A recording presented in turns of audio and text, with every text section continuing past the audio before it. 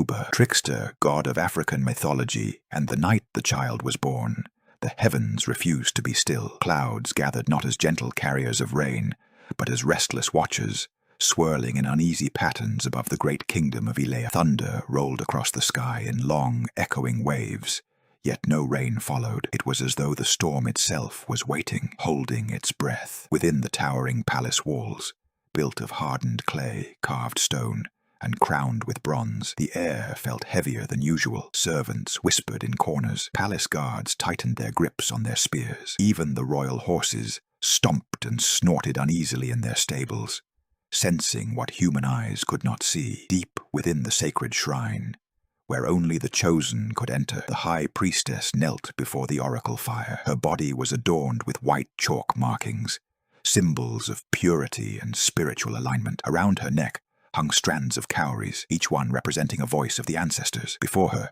lay the sacred divination tray. With trembling hands, she cast the cowries. They fell, and silence followed. Then, slowly, the fire changed. It did not flicker as ordinary flame should. Instead, it twisted upward, stretching unnaturally, as if reaching toward something unseen. The air grew cold. Then the voice came, not from the priestess, not from the room, but from everywhere at once. A child has crossed into the world of the living. Priestess's breath caught in her throat. She carries the mark of the one who tests the hearts of men. Outside, thunder cracked violently. The voice continued. She is not bound to one destiny. She stands at the fire, flared bright, nearly blinding.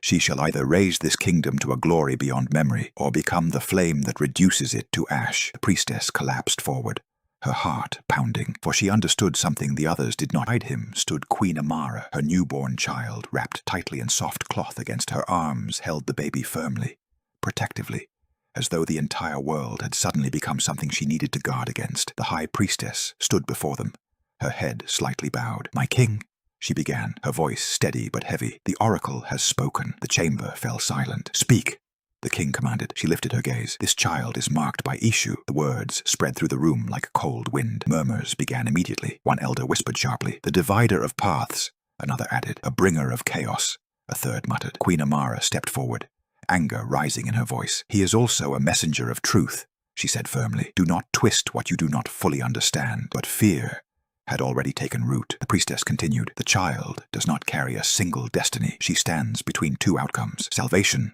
or destruction." The king's fingers tightened on the arm of his throne. "And which one will she choose?" he asked. The priestess shook her head slowly. "That is not decided." Silence stretched long, too long. Finally, an elder spoke the thought many feared to voice. "Then she must not be allowed to choose at all." The queen's eyes widened in horror. "No," but the council leaned toward fear. "Power without certainty is danger. We must protect." The king closed his eyes briefly. When he opened them, something had hardened inside him. "She will live, hidden, removed from the eyes of the queen." Stepped back as if struck. "You would imprison your own child." "I would protect this," he replied. And in that moment, a decision born of fear began a gentle smile. "The world is not ready for you yet." Adesua frowned. "When will it be ready?" The queen had no answer, so she simply held her daughter close. As the years passed, the questions grew deeper, and so did the silence. But something else grew alongside it. Awareness. By the time she reached her 7th year, Adesua began to notice things that could not be explained. The wind did not move randomly around her. It responded. When she felt sadness, it slowed, as though mourning with her. When she grew frustrated, it stirred restlessly, brushing against walls and doors like a living thing. At night, shadows did not remain still. They stretched, shifted, watched, and sometimes they whispered. At first, the voices were faint, like distant echoes carried on the wind, but over time they became clearer. "You are remembered." Adesua would sit up in her bed, her heart racing. "Who is there?" she would whisper. No one ever appeared, yet the presence remained, unseen, unexplained, and strangely comforting, because in a world where she had been hidden from everyone, something had found her. Whispers of the unseen. As Adesua grew, the unseen world no longer lingered quietly at the edges of her life. It began to step forward. What once felt like coincidence began to feel like conversation. By her 10th year, she had stopped asking whether something was there. She now asked what it wanted. On certain nights, when the moon stood full and heavy and the air in her chamber would change, the temperature would drop slightly, and the flickering oil lamps would dim, not extinguished, but subdued, as though bowing to a greater presence. It was on such a night that she first saw them clearly. Figures, not fully formed like living beings, but outlined in light and shadow, tall, still, watching. She did not scream. Fear had long ago lost its grip on her. When you are raised in isolation, the unknown becomes familiar. "Who are you?" she asked, her voice steady despite the pounding of her heart. One of the figures stepped forward, or rather, it shifted like mist carried by intention. "We are truth." Eshu lowered her gaze briefly, absorbing the weight of those words. "Why do you come to me?" she asked. The air stirred gently. "Because you stand where others could not. You hear what others refused. Just set fear loose once more."